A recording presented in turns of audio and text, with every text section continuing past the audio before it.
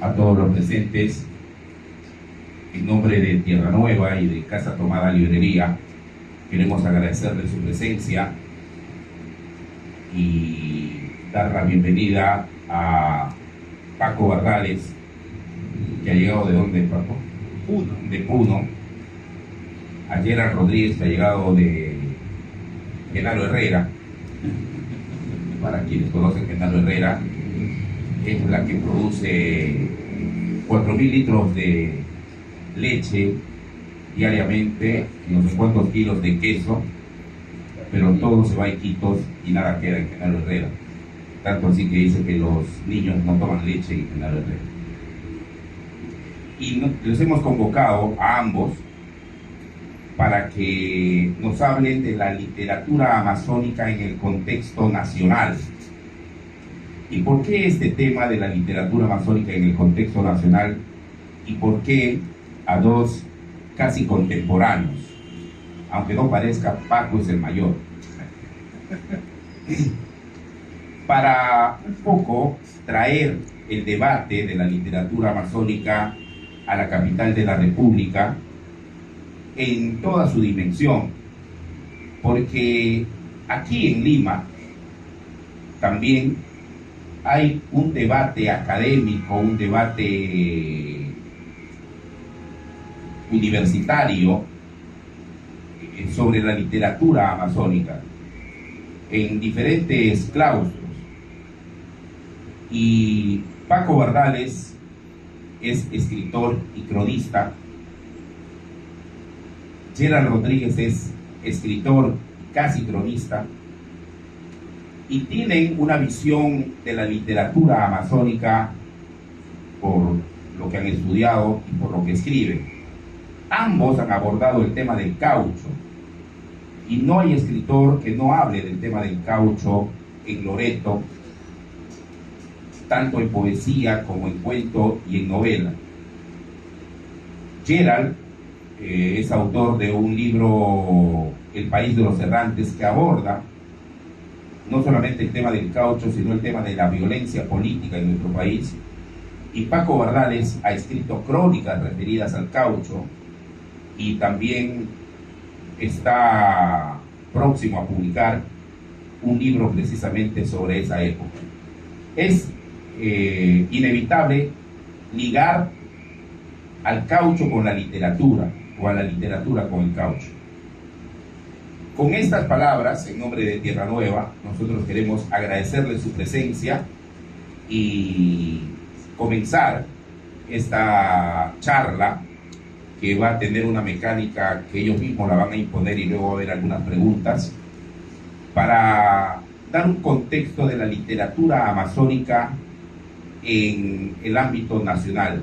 ¿Qué es la literatura amazónica en Lima? ¿Qué es la literatura amazónica a nivel país? ¿Por qué hay escritores que destacan de otras partes del país del interior y no hay escritores que destacan en todo el sentido de la palabra en el ámbito nacional proviniendo de la Amazonía? Así que con estas palabras vamos a recibir con un fuerte aplauso tanto a Gerald como a Paco para este conversatorio.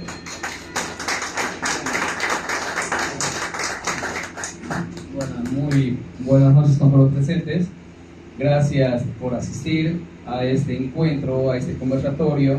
Gracias a Tierra Nueva por haber organizado y a Casa Tomada, ¿no?, por permitirnos este lugar, este espacio para poder justamente conversar sobre esto. Y claro, la razón también de mi presencia acá en la ciudad de Lima es porque hemos estado hace un par de horas en un colegio donde se han leído dos de mis obras, ¿no? Y bueno, ha sido fructífero, satisfactorio poder escuchar a los jóvenes de acá, de la ciudad de Lima, opinar sobre literatura amazónica, adentrarse, reflejar, o analizar y reflexionar sobre lo que han leído y sobre la opinión que tienen a raíz de esto. Porque cuando hablamos de literatura amazónica no solamente hablamos del caucho, ¿no?, sino también hablamos de la violencia como parte. Y algunos dirán, ¿por qué siempre del caucho? Porque el caucho es un tema que no se ha dejado de analizar. como existen tantísimos libros que hablan sobre la Segunda Guerra Mundial y sobre todo el genocidio que pasó pues con los judíos, ¿no? Películas y libros que van apareciendo cada año, ¿no?, sobre ese mismo tema. Entonces es un tema que no se agota hasta ahora, recién se está comenzando a escribir sobre eso. Y a eso, a la par, mi trabajo siempre ha sido poder también visionar la violencia a través del Perú. Entonces, la pregunta que cae, ¿no?, de cajón es: ¿cuál es la presencia de la literatura amazónica? ¿No? Porque cuando solamente se habla de literatura peruana, solamente se refieren a la costa y a la sierra, y la selva queda siempre relegada de eso. Entonces, yo no creo que sea por falta de calidad, porque calidad ya creo, me atrevo a decir, que ya se ha venido dando hace mucho tiempo, dentro de la narrativa, dentro de la literatura en general. Y no lo digo porque de repente tengamos un premio nacional, ¿no?, sino porque la producción que se ha venido haciendo y la movida cultural que ha venido haciendo la editorial Tierra Nueva ha sido por lo menos buscar esa presencia y ocupar ese lugar que nos corresponde dentro de la literatura peruana, ¿no? Entonces, bueno, para terminar, pienso que existe un gran vacío dentro de la literatura peruana sobre la literatura amazónica, no porque no exista literatura amazónica, sino porque se ha relegado solamente a publicar a través de ciertas instituciones a unos cuantos escritores que, bueno, no me atrevería a decir que son grandes novelistas, pero por la movida o por los contactos que tienen acá, se han hecho pasar, ¿no?, de escritores, habiendo un gran catálogo de escritores que sí dan la talla de escritores amazónicos. Hola, buenas noches, gracias por estar acá. De verdad es muy interesante poder, después de bastante tiempo, reunirnos con varios amigos que no veía hace tiempo, con nuevos amigos y además con quienes de alguna manera siempre hemos estado reflexionando sobre este tema, y en general tiene que ver, ahora hablamos de literatura, pero en realidad hablamos de Amazonía. ¿En qué momento el tema amazónico, la reflexión y el conocimiento sobre la Amazonía se propaga a través de la literatura? Y una de las cosas que siempre hemos desarrollado es justamente la idea de poder encontrar ese momento que puede ser, si se quiere, revelador. Y nada partiría, creo yo, si no hablásemos de literatura amazónica sin saber cuáles son nuestros orígenes, ¿no? Una de las cosas más interesantes que justamente hablaba con Gerald es que el último libro, el último que publiqué, próximamente en Tierra Nueva va a sacar un nuevo libro mío, pero el último, que fue Relatos de Caucho y Oscuridad, fue un libro muy duro de escribirlo, de terminarlo, porque se hizo en la época del COVID, en una época que había, además de la enfermedad, del estrés, la situación, y teníamos un deadline en la serie Río Marañón, que fue realmente una de las series literarias más difundidas de Tierra Nueva. Pero me costaba mucho escribir el libro, porque tenía las ideas que no podía llevar. Y una de las cosas que justamente vinieron a mi mente fue justamente cuando Jaime, en medio de estas circunstancias, me envió al menos algunos de las ideas de portada que podía tener. Y justamente fue una de los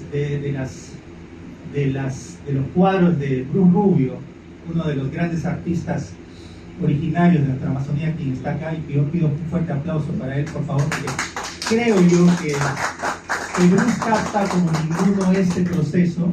Fue en ese momento, y gracias a esa visión de ver los cuadros, que vino toda esa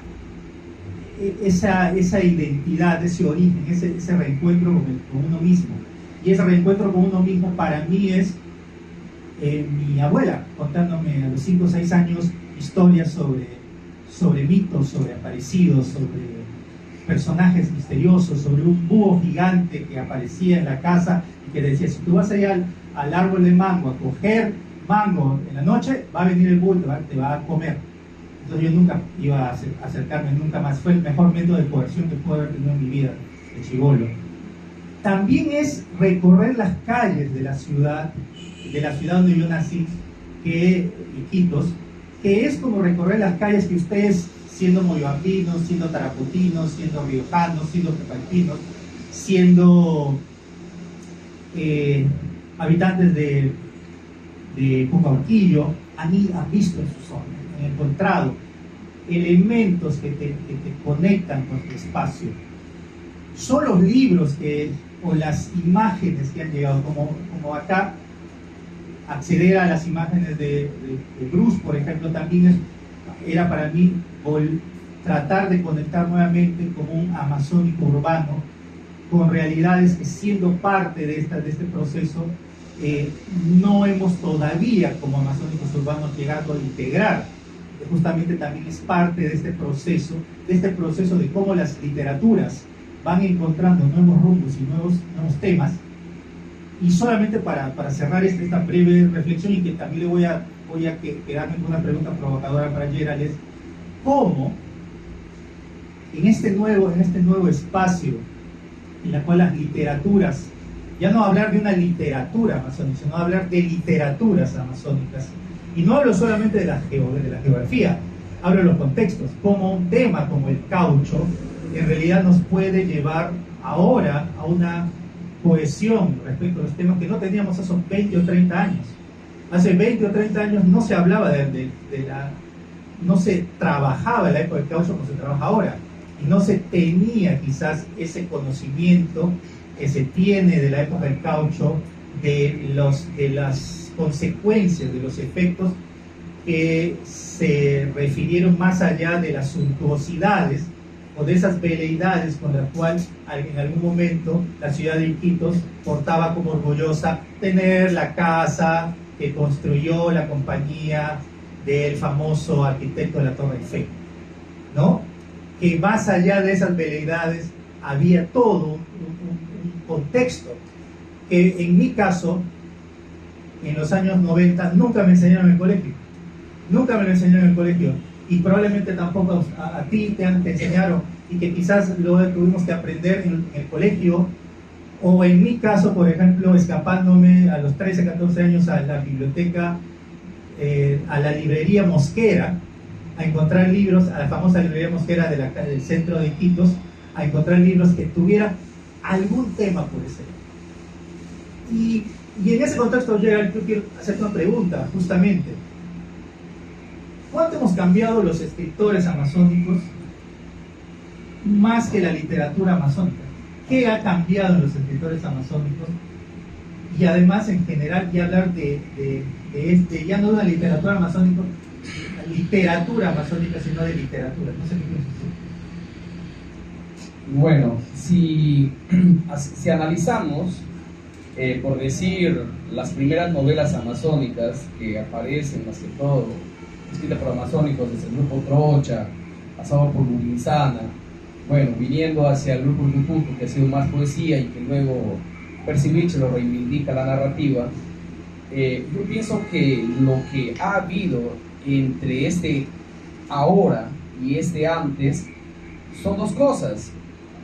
Tanto desde el grupo Trocha hasta Lurinzana, lo que se ha tratado de coger era la violencia, pero no la violencia cauchera, sino un tipo de violencia en menor grado, tratar de narrarlo, fabularlo desde la Amazonía. Entonces, esta perspectiva con esta nueva generación, bueno, me incluyo en esta nueva generación, es coger dos cosas: coger el mismo tema de la violencia, y dos, hablar sobre el caucho, y tres, hacer de estos temas más ambiciosos, buscar la novela totalitaria o total, ¿no? Justamente Paco me preguntaba hace un momento si existe la novela amazónica, y yo le digo, pues tendría que morir Percy, él, yo o Miguel Donaire para poder recién sacar ese balance, porque yo pienso que la novela amazónica todavía no se ha escrito o está en su proceso. Ya tenemos El río Putumayo, un libro que habla de una cierta violencia y que da sus primeros pasos, o por lo menos a mí me indica por dónde estaba el camino de la novela, ¿no? Por dónde tenía que ir la novela amazónica. Entonces, la novela masónica tampoco va a coger solamente el tema de la violencia. Yo más concibo la novela masónica como una novela que se hable desde la Amazonía sobre el tema de violencia, pero esto asociada al país, integral al país. ¿Por qué Miguel Gutiérrez en La Violencia del Tiempo puede coger la sierra y puede coger el Ande? ¿Y por qué no coge la selva? ¿No? Entonces, creo que la novela masónica y la novela peruana tiene que partir de un punto. Y creo que ahí nosotros, puedo decir nosotros, Pablo por Percy, por Paco, ¿no? Tenemos un punto a favor de que sí hemos estado intentando hacer de la novela no solamente un instrumento de reflexión sobre la violencia, sino también de la mirada que se tiene desde la Amazonía hacia el Perú.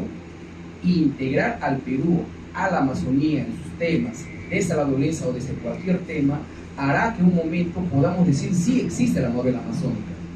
Mario estuvo cerca de ser el novelista peruano total, ¿no? Si pudiéramos integrar la suma de sus libros, podemos decir que existe una intención, pero en el Perú todavía no se ha hecho la novela peruana, y menos la novela amazónica. Como no podemos decir lo mismo, pues, la novela alemana, ¿no? O la que tiene una gran tradición, como la novela española, o la novela inglesa, ¿no? Bueno, justamente hablaba con Marcos sobre también la novela portuguesa. Como también podríamos hablar que hay una poesía amazónica, ya más cuajada, ya más... Entonces se puede vislumbrar más elementos constitutivos de la poesía amazónica. Tú que hiciste un estudio sobre los poetas amazónicos contemporáneos, ¿creerías en todo caso que en el ámbito poético hay una mayor cohesión para hablar de una obra poética amazónica en sí? Claro, por supuesto. Y claro, ahí empezó justamente el debate, ¿no? Cuando yo me atrevo a afirmar que fue Jorge Nájar, o que es Jorge Nájar, con el libro Malas Maneras, que introduce el tema amazónico a la poesía, ¿no? Y con eso no niego a Dávila Durán, que ha tenido también ciertas temáticas sobre violencia en la poesía, tampoco niego a Germán Lequerica, sino que podemos hablar a partir de este libro de una poesía amazónica con nuevas formas de ver la Amazonía desde la poesía. Y claro, de ese camino se parte hasta terminar, pues, ¿no?, en lo que hoy se conoce ya la poesía cuajada de algunos poetas. Lo que no pasa todavía con la novela. Creo que la novela todavía está en ese primer encuentro de saber dónde está la punta de la madeja, ¿no?, del hilo, para poder surcar y ya explorar nuevas formas de escribir novela, porque no olvidemos que la literatura amazónica también tiene que reivindicar la creatividad. Nos hemos olvidado muchas veces que la literatura tiene que reivindicar siempre, más allá de la realidad, la creatividad para fabular. ¿Cómo podemos fabular la historia? ¿No? Si queremos hablar sobre el caucho, ¿cómo lo podemos fabular al caucho? Que no parezca un libro de historia, sino que parezca una novela. Y esto fue justamente mi gran crítica, pues, ¿no?, al autor del Río Putumayo, que cuando se intenta hablar de la violencia desde la Amazonía, termina siendo más un documento crónico, una crónica, a una novela. Entonces, hay una sensación de empezar, pero todavía no es el comienzo, no es la punta de la madeja para poder nosotros decir, acá está, ¿no? Acá está el comienzo de algo, lo que no pasa en la poesía. Una de las cosas que justamente más me ha parecido divertida y digamos estimulante fue acompañar a mi amigo Edgardo Rojas, el famoso chef amazónico, buscando la ruta del Juane. ¿Dónde se originó el Juane? ¿Dónde se originó digamos, el preparado, el plato? Y esa ruta del Juane, como hemos empezado por Chachapoya, Rodríguez Mendoza, hemos estado en Carabuto, hemos estado en Moyobamba, probando las diversas variedades, desde la avispa hasta el Juane de Paiche, el Juane de Chonta, el Juane, etc.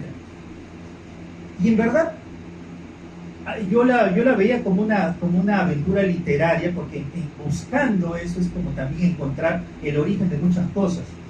Y en este camino de trabajar este proceso, que además pronto se va a convertir en una publicación, es buscar también los orígenes de nosotros mismos. Por ejemplo, en el origen de la yuca, o dónde se originó la yuca, o por qué, por ejemplo, es tan importante la yuca, más que el plátano, por ejemplo, en la concepción ya no solamente alimenticia, sino ancestral de nuestros pueblos originarios. Por ejemplo, donde tú, por ejemplo, que has hecho novela a partir de testimonios históricos, de fuentes históricas, también las fuentes históricas en Uriarte, en Maroni, recopiladas, por ejemplo, en este gran libro que es El pueblo de la yuca brava de Alberto Chirif, hay la recopilación de las historias de por qué, por ejemplo, alimentos como la yuca son importantes, pero que además nos fuerzan a ver los orígenes de nosotros mismos. Y hay algo que usualmente los escritores amazónicos no hemos hecho, es en verdad dónde se origina todo, dónde empezamos. En verdad, puede ser que nosotros nuestro origen sea el año 1990, cuando empezamos a tener conciencia de que queríamos escribir, pero eso también es aceptar nuestra propia impotencia o incapacidad para poder ir más allá. Y eso es algo que no hemos hecho usualmente. No hemos sido capaces de buscar en dónde podemos originarse, dónde se origina todo.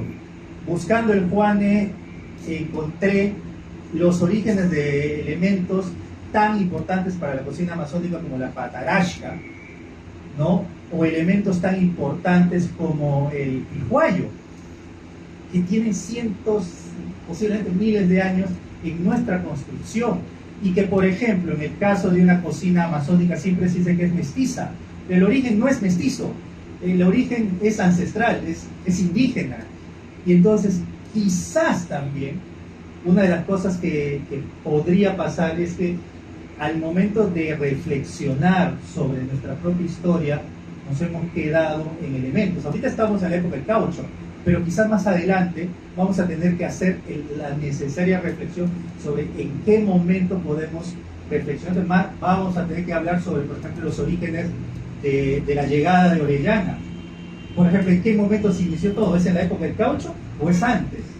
O, por ejemplo, en este trabajo tan increíble de Federico Kaufmann Doll sobre los chachapoyas, que habla un poquito de una de las grandes culturas originarias amazónicas, que son los chachapoyas.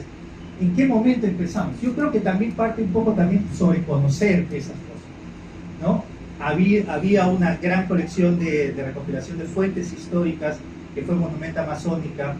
Hay el trabajo que ha hecho el CAP en recuperar las fuentes históricas, y me parece que también que nuestro trabajo como escritores o como creadores también ha sido ya poco a poco empezar a acudir a esas fuentes. No sé qué piensas tú.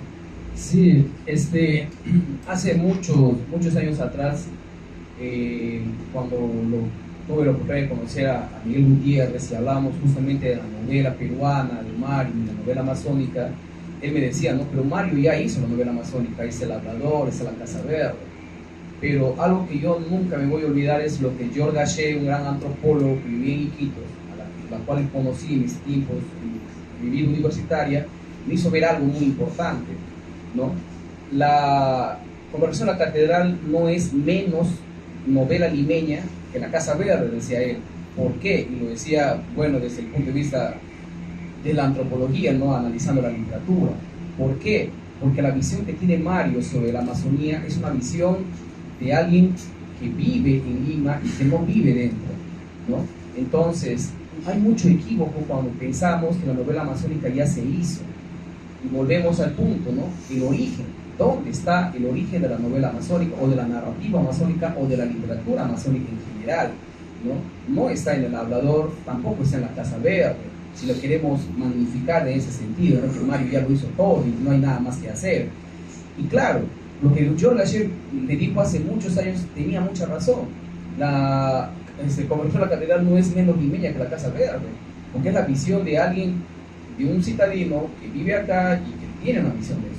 Es muy diferente narrar desde adentro, y lo dice alguien que ha publicado muchos libros bueno, desde el punto de vista antropológico, sobre el análisis de la Amazonía, y que también leía bastante literatura, ¿no? Me gustaba leer a Vargas Llosa. Entonces, ahí es donde yo entré en una especie de no sé, de parálisis existencial, literaria, porque, claro, la pregunta entraba muy bien, ¿no? ¿Dónde en sí aparece la literatura amazónica? ¿No? Aparece en Carvajal, ¿no? Aparece en estos primeros poemas de Lope de Aguirre, ¿dónde aparece? Y en sí, en realidad, pues no hay una visión. Cuando hablamos de literatura amazónica, se tiene que hablar de la visión que tiene el escritor sobre la Amazonía, no de cómo lo ve, sino de cómo lo siente, cómo lo ha vivido.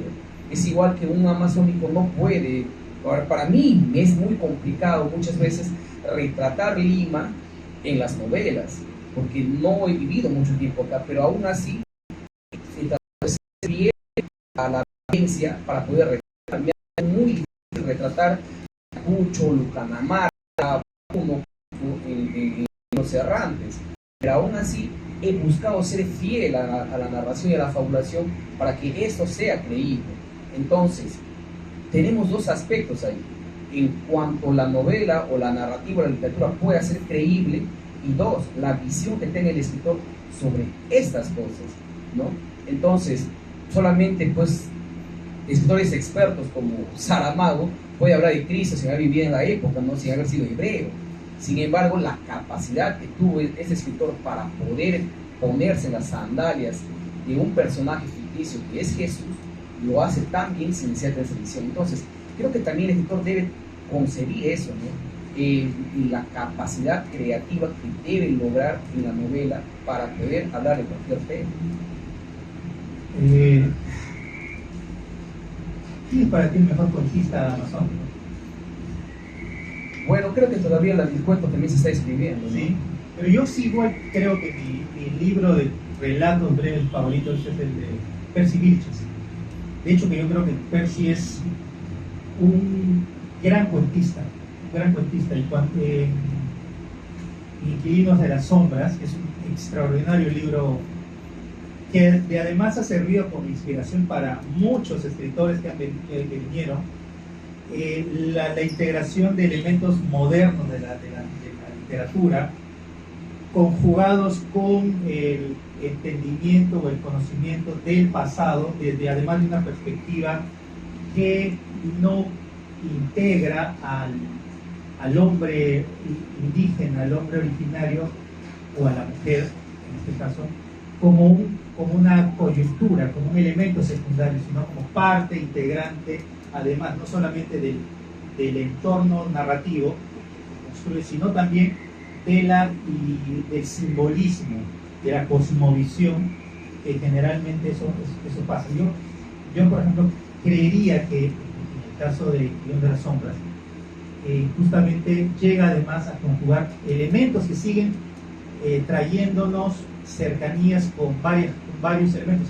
El tema de la oralidad, el tema de lo mítico o mitológico, ¿no?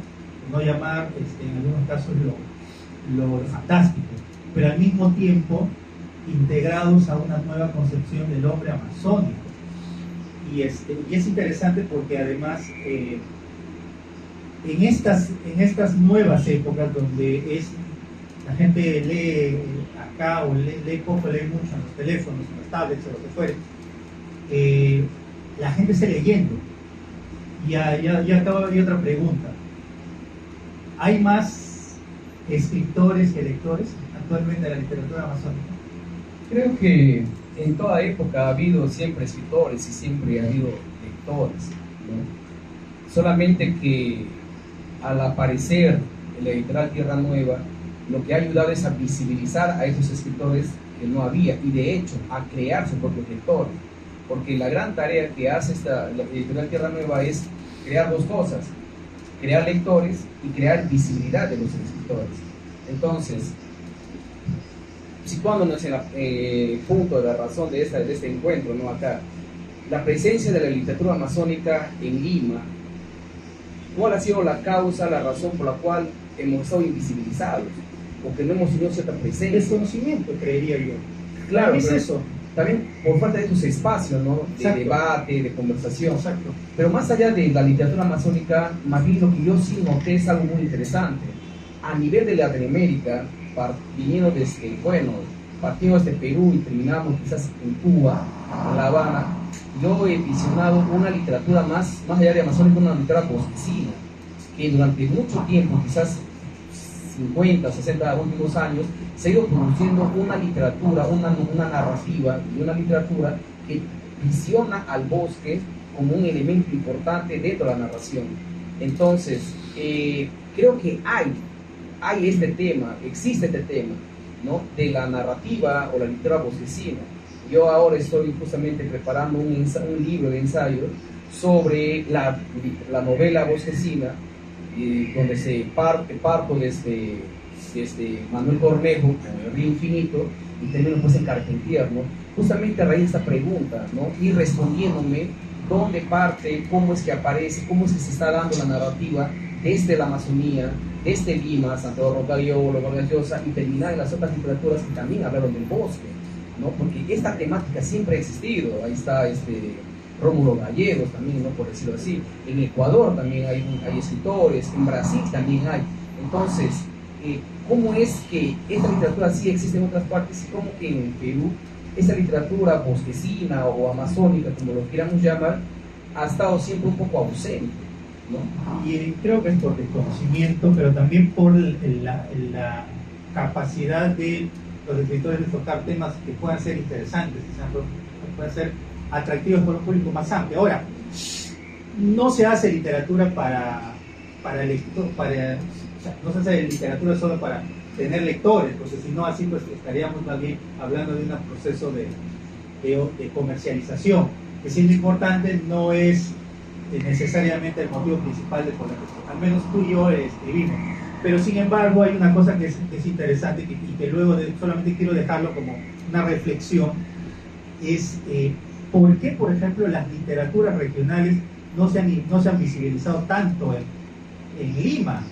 Porque usualmente quienes tenían esa capacidad de acceder a la crítica, a las reseñas del libro, a los estudios académicos, o no conocían a los literatos regionales o a las literaturas cusqueñas, puneñas, loretanas, norteñas. Por ejemplo, una de las cosas más importantes es que recién, por ejemplo, se está reconociendo el valor importante de un escritor extraordinario como Luis Nieto de Gregory, cusqueño, pero que durante mucho tiempo su literatura estaba ahí. Lo mismo con la literatura de Percy Vilches.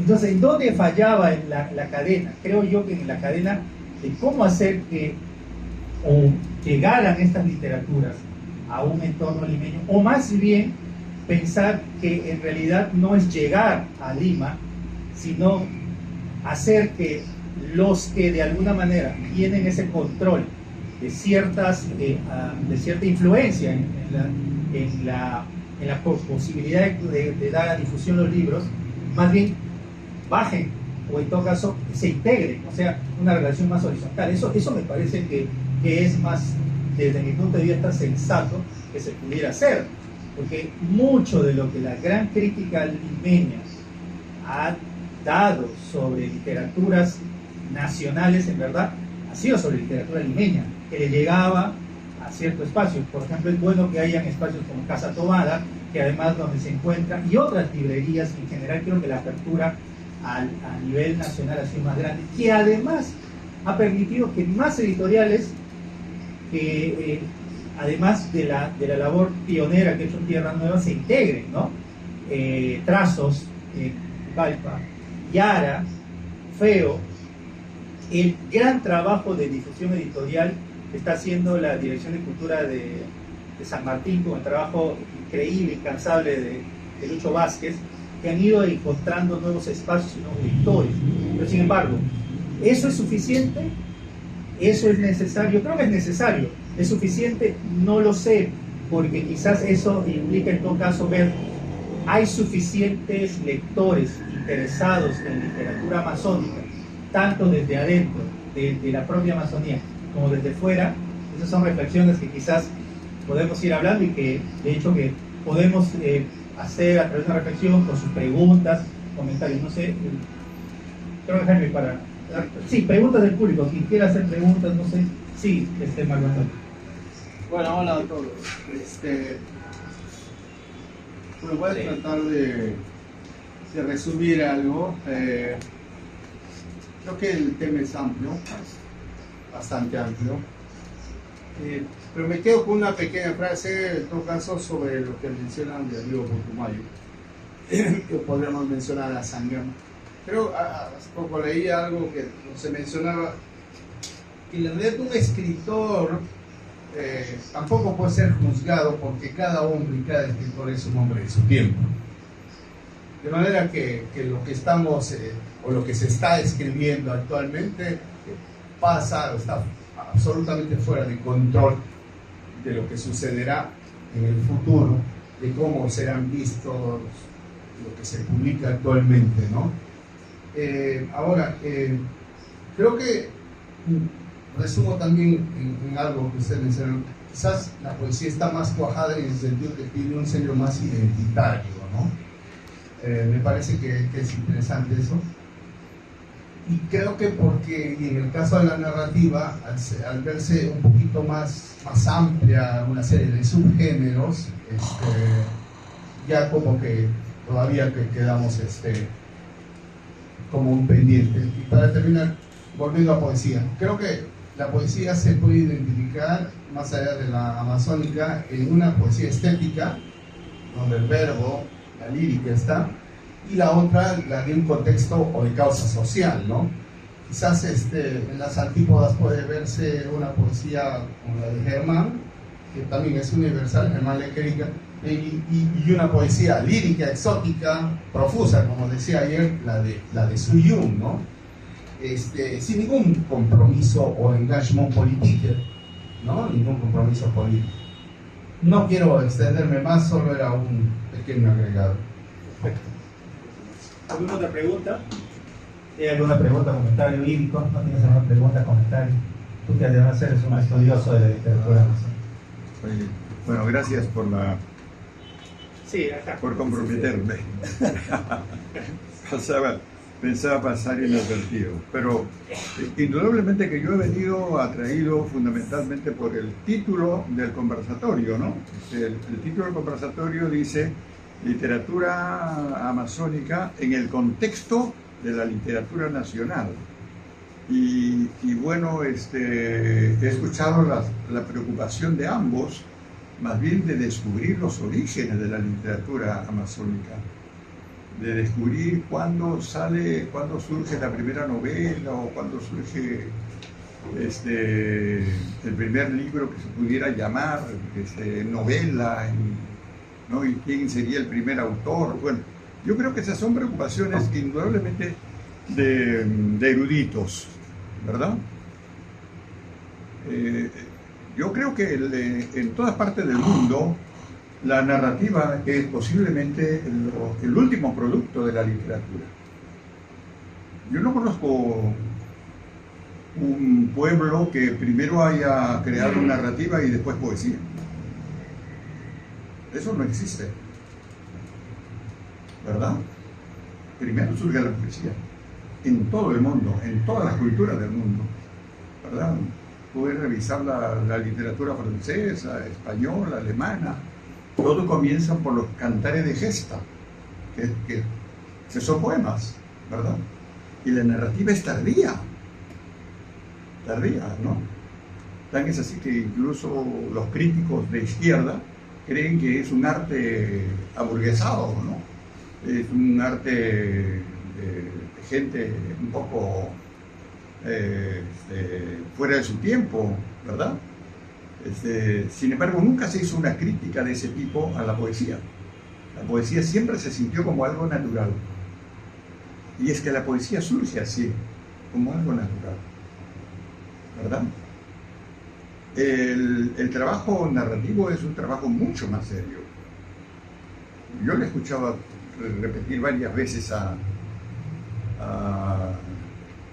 nuestro querido amigo Gerald, que dice que le ha costado mucho tratar de narrar ciertos hechos o ciertos ambientes, ¿verdad? Es que eso es así. La narrativa es un desafío muy grande, pero no solamente es un desafío descriptivo, ¿no? Es fundamentalmente un desafío creativo, ¿verdad? De tal manera que eso surge por eso tardíamente en todas las sociedades, ¿verdad? Y yo creo que la literatura amazónica es una literatura muy joven realmente. Los antecedentes que tenemos no pasan del siglo XIX, ¿verdad? Mientras que otras literaturas pues tienen siglos, milenios, ¿verdad? Entonces la literatura amazónica es una literatura totalmente joven, ¿verdad? Así que las inquietudes de ustedes me parecían muy justificadas, pero creo que mucho más interesante sería que ustedes enfocaran fundamentalmente el proceso creativo, ¿no? Y no preocuparse tanto por la historia. Para eso está Roger Runried, ¿no? Roger es estudioso de la literatura, posiblemente en algún momento haga una historia de la literatura amazónica, ¿verdad? Pero creo que en este momento yo creo que el reto que ustedes han asumido es un reto sumamente valioso. Ahora, he podido notar también que a ustedes les preocupa mucho el hecho de si ya tienen la novela amazónica o si todavía no aparece la novela amazónica. Bueno, eso lo va a decir el tiempo, eso lo van a decir los críticos, ¿verdad? ¿En qué momento surge la gran novela amazónica? Es como en qué momento surge la gran novela latinoamericana, ¿verdad? ¿Quién podría darnos una respuesta a eso? ¿En qué momento surge la gran novela latinoamericana? ¿Con el romanticismo? ¿Con Asturias? ¿O con el boom latinoamericano? ¿Verdad? Ahora no sé si en algún momento surgirá una nueva playa de narradores que superen al boom latinoamericano, ¿verdad? Es posible, ¿verdad? Algo de eso tiene que pasar en la Amazonia, ¿verdad? Tal vez ustedes están poniendo los primeros ladrillos, están asumiendo la gran tarea de construir esa narrativa amazónica. Y en ese caso creo que el trabajo que ustedes hacen es sumamente valioso, ¿verdad? Ya vendrán los críticos para evaluar en qué medida tus relatos, tus cuentos, Paco, en cuánto se diferencian de los cuentos, de los primeros cuentos que surgieron en la Amazonia peruana. Si yo pienso, por ejemplo, en Pancho Izquierdo y pienso en tus cuentos, pues el avance es enorme, ¿verdad? Si yo pienso en la novela de Pancho Izquierdo y comparo con la novela de Gerald, pues es un avance enorme, ¿verdad? Entonces hay un proceso creativo que se va superando, ¿verdad? Ahora vamos a ver hasta dónde llegan ustedes, ¿verdad? Así que yo espero que muy pronto tengamos otro conversatorio para ver para hacer un balance de esto. Bueno, les agradezco muchísimo por haberme permitido hablar. Gracias, Emilio. Gracias. ¿Alguna otra pregunta, comentario? Si no, pasamos. Sí, adelante, por favor.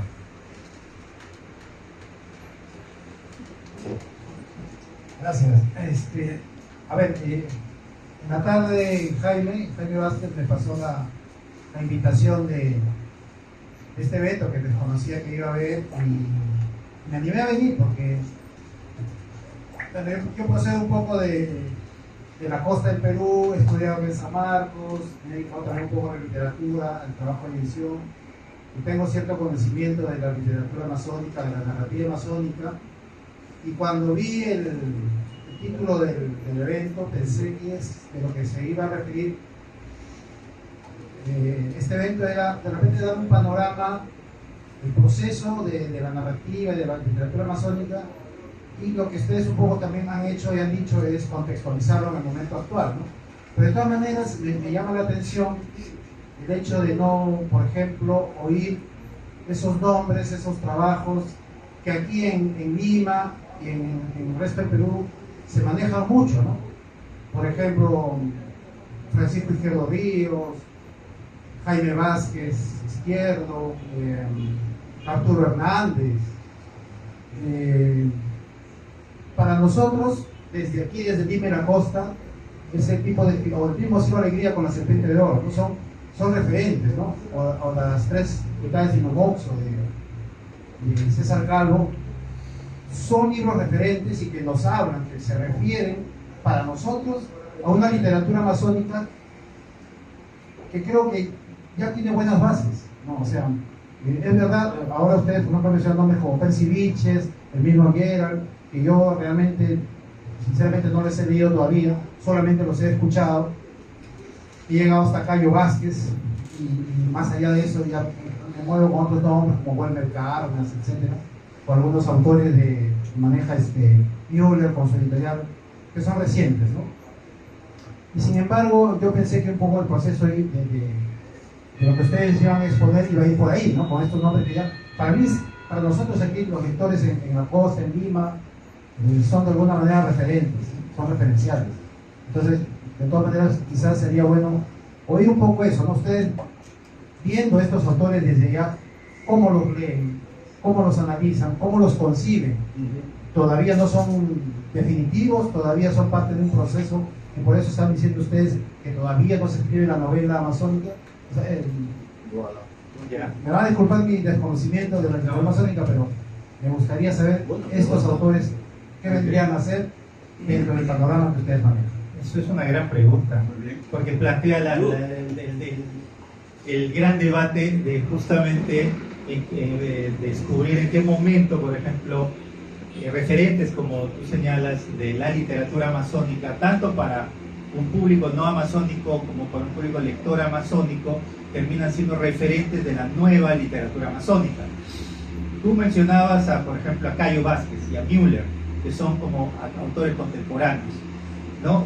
Que reflexionan a partir de elementos que parten, creería yo, de componentes amazónicos que en el caso de Cayo, por ejemplo, están más imbuidos en el entorno urbano y quiteño, que los de Müller, que está más vinculado al entorno urbano de San Martín, pero que sin embargo también comparten puntos en común que tienen que ver con esta nueva forma de construir una oralidad, ¿no? La nueva oralidad. Hay algo que a mí me llamó mucho la atención de justamente el comentario de Írico Rojas de en qué momento hay una nueva literatura, en qué momento hay la gran novela latinoamericana. Yo estaba empezando a leer mucha literatura joven, de jóvenes, bueno, no jóvenes, pero gente joven. Por ejemplo, las mujeres latinoamericanas están escribiendo gran novela, y novela que está vinculada con el tema mitológico, pero de las formas orales. Temporada de huracanes, de Fernanda Melchor, mexicana. Nuestra parte de noche, de Mariana Enríquez, argentina. Todas además que de alguna manera parten de este legado que ciertamente dejó Bolaño. Entonces, no sé si es verdad. Por ejemplo, todos los libros que refieres, en nuestra época de jóvenes, cuando empezamos a leer, no podíamos acceder a ellos, porque eran ediciones que estaban muy antiguas, o por ejemplo no las encontrabas en nuestros colegios. Entonces, como en varios casos yo he leído literatura amazónica en Lima, en la Biblioteca de San Marcos, en la Biblioteca de la Universidad Católica, etc. Yo he descubierto a Sangama casi a los 30 años, porque no había podido leer y por una reedición sacó 50 y 60 y tantos años después Petroperú de Sangama, porque no lo encontrabas en el colegio, en los libros. Y entonces quizás puede ser incluso que cuando nosotros hemos empezado a leer literatura amazónica, la hemos empezado a leer como referentes de fuentes, de crónicas. Eso me pasó por ejemplo, con Jaime Vázquez Izquierdo, Eso me ha pasado con Ciro Alegría, la serpiente, y eso me ha pasado también con el análisis de las fuentes históricas amazónicas.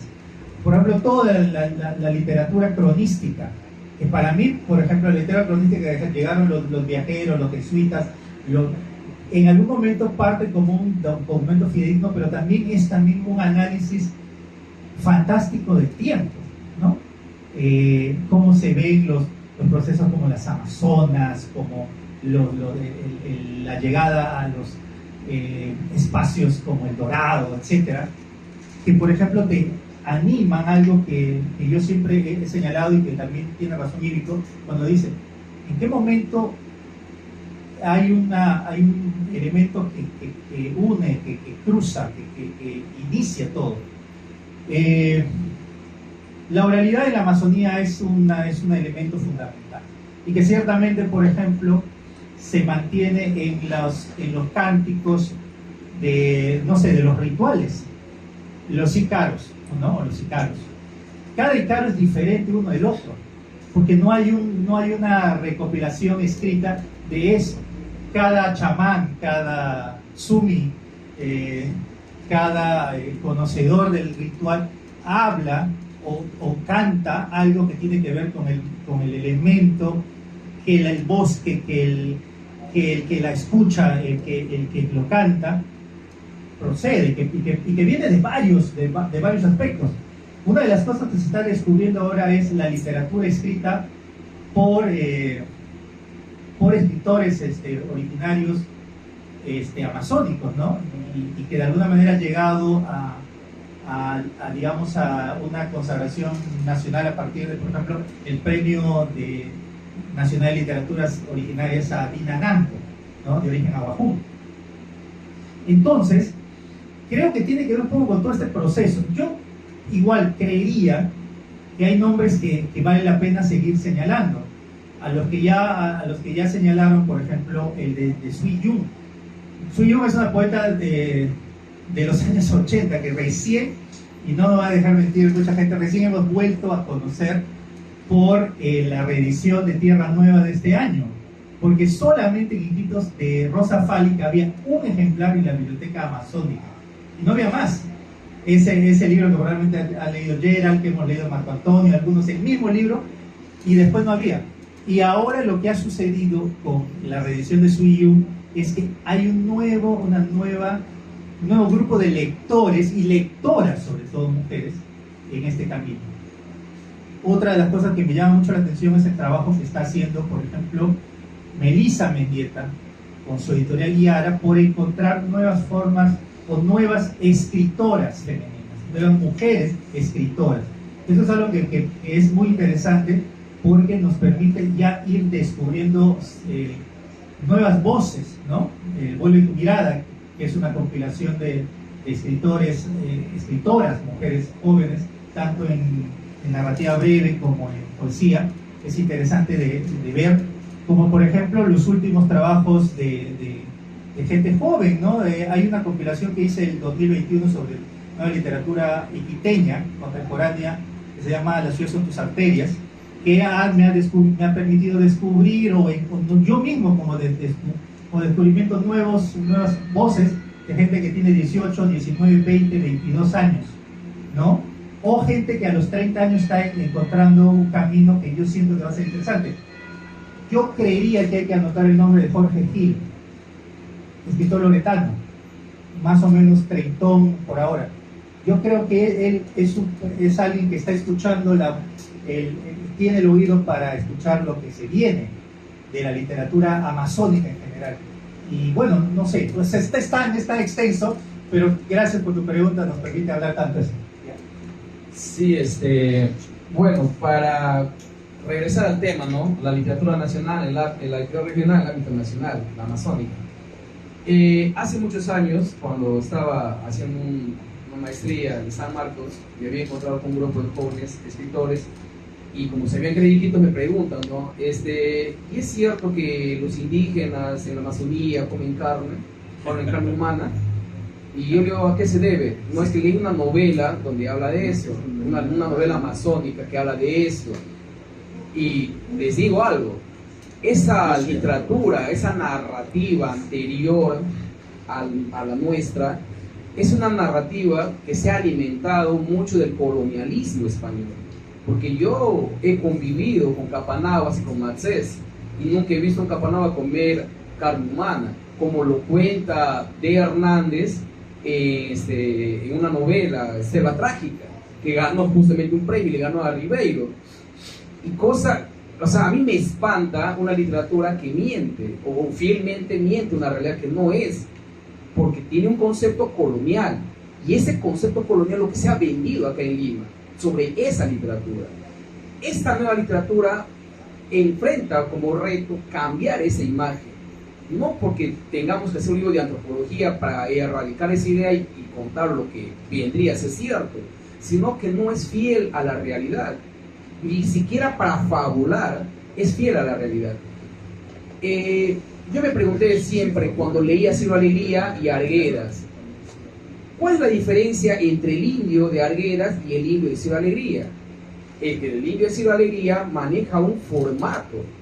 El indio amazónico y el indio de la sierra es el mismo indio. Para Arguedas, que tiene otra dicotomía y otro concepto, porque ha vivido con ellos, cambia este concepto y lo presenta, lo fabula de otra manera. Entonces, si nos damos también cuenta ahí cómo es que estos conceptos, inclusive para tratar temas indigenistas, también tienen sus diferentes versiones. Y claro, el lector verá con cuál se queda. No sé si se queda con el indio de Arguedas o se queda con el indio de Ciro Alegría. Pero yo no podría perdonarme quedarme con el indio de Hernández. Yo no, honestamente les digo, yo no acepto a ese indio. Porque no es el indio con que yo he vivido un momento, con que yo he andado, con que yo he comido. En mi viaje por Pastaza, en mi viaje por el Tapiche, en mi viaje con los matzés, no es ese indio. Y eso es lo que me lleva un momento a plantear una nueva imagen dentro de la literatura amazónica sobre esas perspectivas, sobre la imagen de lo que vendría a ser. Si yo quiero fabular algo, primero, si quiero fabular algo amazónico, primero lo que tengo que hacer es descolonizarme para poder fabular. Porque mi educación colonial me ha llevado muchas veces a querer hacerme creer que el indio es así. Y eso no es cierto. Entonces, la primera tarea que yo me planteé es descolonizar mi mente. Y eso implica investigar mucho. Por eso es que mi narrativa tiene mucho de investigación antropológica, histórica, vivencial. Y eso es lo que trato de retratar en la novela. Y eso es lo que traigo acá al panorama nacional o al panorama limeño, ¿no? Más bien darle ese toque real y fabular sobre esa realidad después de una larga y extensa investigación que hago sobre estas cosas. Entonces se dan cuenta cómo es que esta primera narrativa presenta y eso crea un concepto acá, y cómo es que esta nueva narrativa ahora presente entre los jóvenes y esta nueva camada aparece otro tipo de personajes, ¿no? Como que hay un debate, como que hay yo podría decir un cierto parecido, ¿no? Porque yo mato a Hernández. Con la novela que yo hago, yo mato a esa literatura, mato esa narrativa, porque no me parece fiel a la realidad. A ver si me permite. Okay. Bueno, esto Quiera le está planteando un problema sumamente más arriba. ¿Dónde? Ya. Bueno, Quiera le está planteando un problema sumamente serio para la crítica literaria, para la historia literaria, para el análisis literario, porque si hablamos de novela, hablamos de ficción, ¿verdad? La novela no es una crónica y no tiene por qué ajustarse a la realidad. Y, por ejemplo, decía el indio de Ciro Alegría y el indio de Arguedas, pero es que es cierto, son dos indios diferentes. Los indios de la Sierra Norteña son diferentes a los indios de la Sierra Sureña. Eso es clarísimo, ¿verdad? Hay procesos evolutivos, sociales, históricos, que han marcado esa diferencia. Tú puedes comparar, por ejemplo, la gente de la Sierra de Cajamarca no es la gente de la Sierra de Puma, ¿verdad? La vivencia de Alguera fue completamente diferente, ¿verdad? Él viene del centro realmente de la población quechua, ¿no? De lo más tradicional, ¿verdad? Mientras que Ciro Alegría está viendo un indígena, o describe indígena de una sociedad que fue mucho más avanzada en la evolución social, ¿verdad? El norte, no tengo las causas, no puedo explicar por qué, pero la Sierra Norteña tiene otras características muy diferentes, y ustedes son herederos directamente de la Sierra Norteña, ¿verdad? Fundamentalmente de Cajamarca.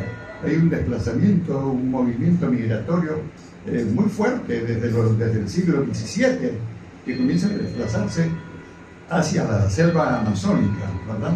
Y por eso es que ustedes son tan diferentes, ¿verdad? Te lo digo yo como trujillano. Cuando yo llegué a Iquitos por primera vez, sentí que estaba en una tierra de libertad. Me sentí libre. Cuando se abrió la puerta del avión y yo salí del avión, me sentí inundado por el sol. Una sensación que jamás la había tenido en mi tierra, ¿verdad? Entonces, son cosas diferentes, ¿verdad? Entonces, yo sentí que en Iquitos, desde que llegué, sentí que era una sociedad libre, una sociedad no pacata, como la sociedad limeña o la sociedad trujillana, ¿verdad? Entonces, la población peruana no es homogénea, es completamente heterogénea, ¿verdad? Bueno, y también quería agregar algo con relación a la novela, ¿verdad?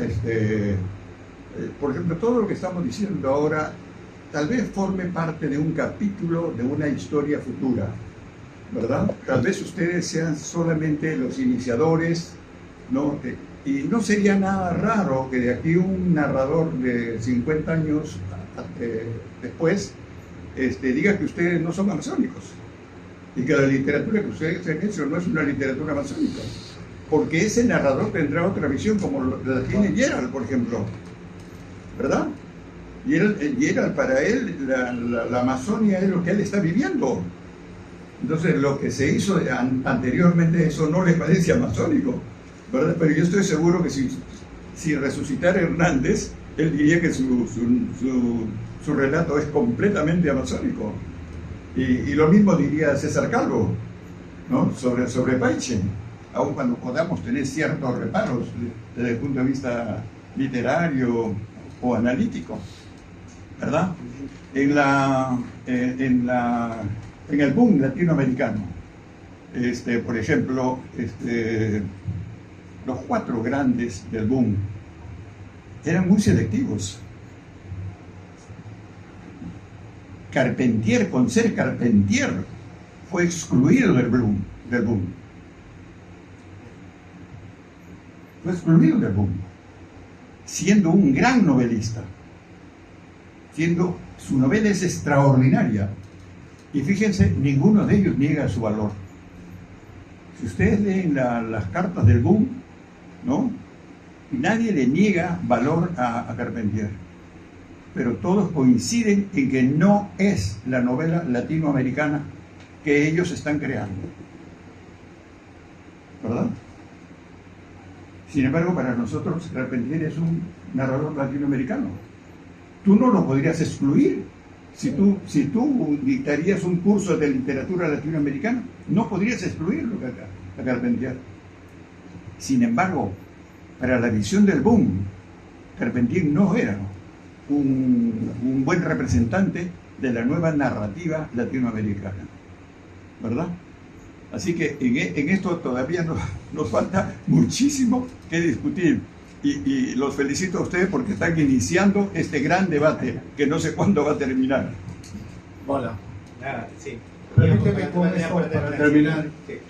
Yo creo que creo que hay que ver tres cosas. Una cosa es verdad, otra cosa es realidad y otra cosa es ficción. Ninguna de las tres necesariamente tiene que ir de la mano. Entonces, creo que en el mundo ficcional todo está permitido. O sea, y ahora, que ¿cómo lo logras? Si lo logras, en todo caso, benvenuto, ¿no? En italiano. Bienvenido. Es decir, por eso mi comentario primero sobre Sangam, ¿verdad? No se le puede juzgar, es un hombre de su tiempo, es la concepción, la cosmogonía que tenía. Y para Putumayo también, bueno, ya obviamente con el correr del tiempo hay una mirada crítica y etcétera, ¿no? Pero era un hombre de su tiempo, y por eso también quería incidir en esto de que probablemente lo que se esté haciendo ahora, no es que probablemente, está fuera de nuestro control, no se sabrá, no sabemos cómo en medio siglo más tarde, será juzgado o con qué ojos serán vistos, ¿no?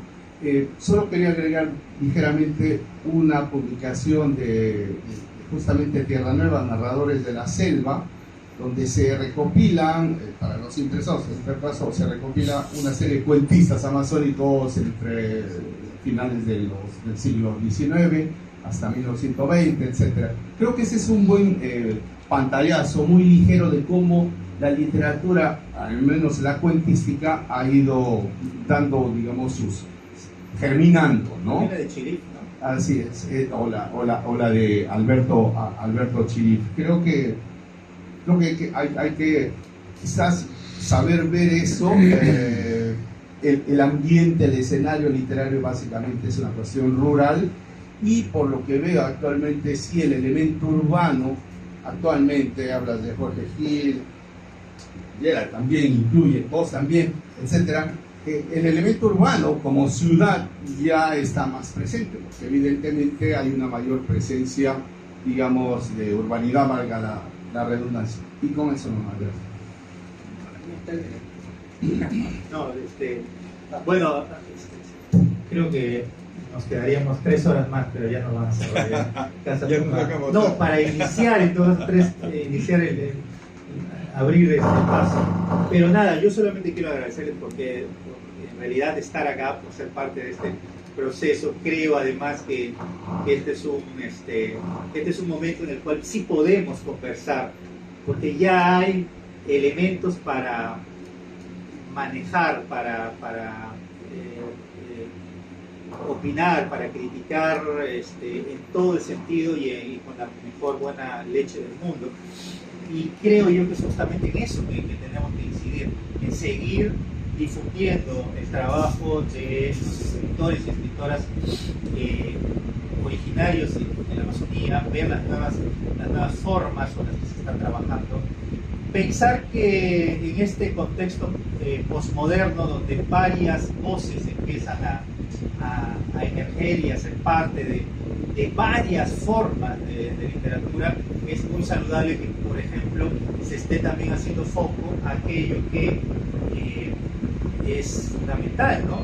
La nueva forma de ver al hombre amazónico, ¿no?